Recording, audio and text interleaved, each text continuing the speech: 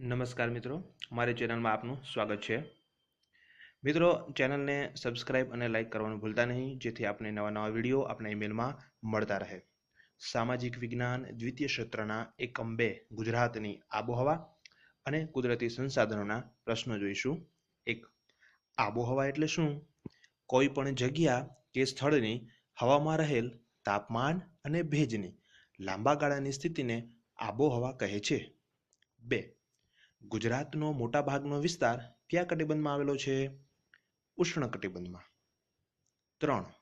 દરિયા કિનારાના પ્રદેશોમાં કેવા પ્રકારની આબોહવા અનુભવાય છે? સમઘાત.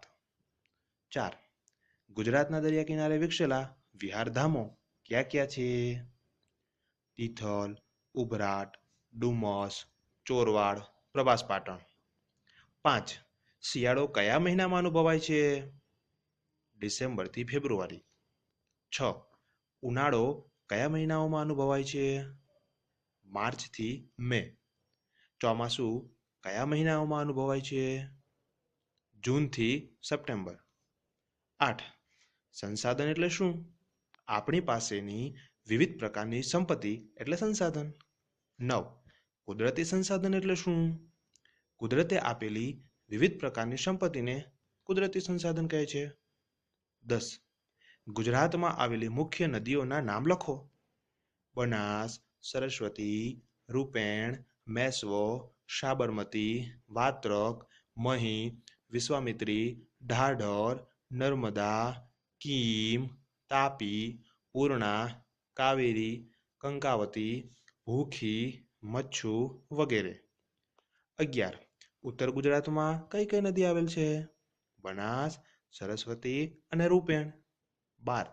અંતસ્થ નદીઓ કઈ કઈ છે? બનાસ, સરસ્વતી અને રૂપેણ. 13. ગુજરાતની સૌથી મોટી નદી કઈ છે? નર્મદા. 14. તાપી નદી ઉપર કઈ સિંચાઈ યોજના આવેલી છે? ઉકાઈ અને કાકરાપાર. 15. મહી નદી ઉપર કઈ સિંચાઈ યોજના બાંધવામાં આવેલી છે? કડાણા અને વણાકબોરી. 16. સાબરમતી નદી ઉપર કઈ સિંચાઈ યોજના બાંધવામાં આવેલી છે? ધરોઈ. 34. વિશ્વ વન દિવસ ક્યારે ઉજવવામાં આવે છે? 2 માર્ચ. 35. વિશ્વ પર્યાવરણ દિવસ ક્યારે ઉજવવામાં આવે છે? 5મી જૂન. 36. સીમડાના વૃક્ષોની ઉપયોગિતા જણાવો. દિવાસળીની પેટી, પેકિંગ ઉદ્યોગ, સામાન અને પ્લાયવુડ ઉદ્યોગમાં વપરાય છે. 37. સાલનું લાકડું કઈ રીતે ઉપયોગી છે? સાલનું લાકડું રેલવેના સ્લીપર, રેલવેના ડબ્બા, ઇમારતો અને ફર્નિચર બનાવવા ઉપયોગી છે. 38. ખાખરાના પાનનો ઉપયોગ જણાવો. પડિયા પતરાળા બનાવવા માટે. 39.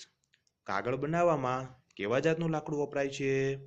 કાગળ બનાવવામાં વાંસ, હળદરવો, બહેડા, કાકડ, મોઘડ વગેરે જાતનું લાકડું વપરાય છે. 40. જંગલમાંથી મળી આવતી વિવિધ ઔષધિઓના નામ જણાવો. જંગલમાંથી લાખ, ગુંદર, મધ, કાથો, ગુગળ, કણજી, ઇન્દ્રજવ, સર્પગંધા, અશ્વગંધા, શંખાવલી વગેરે જેવી ઔષધિઓ મળી આવે છે. 41. અભયારણ્ય કોને કહેવાય? જ્યાં પશુ પંખી નિર્ભયતાથી રહી શકે, તેમનું સંવર્ધન થઈ શકે અને જ્યાં શિકાર પર પ્રતિબંધ હોય તેવા વિસ્તારને અભયારણ્ય કહે છે. 42. ગુજરાતમાં આવેલા પક્ષી અભયારણ્યના નામ લખો.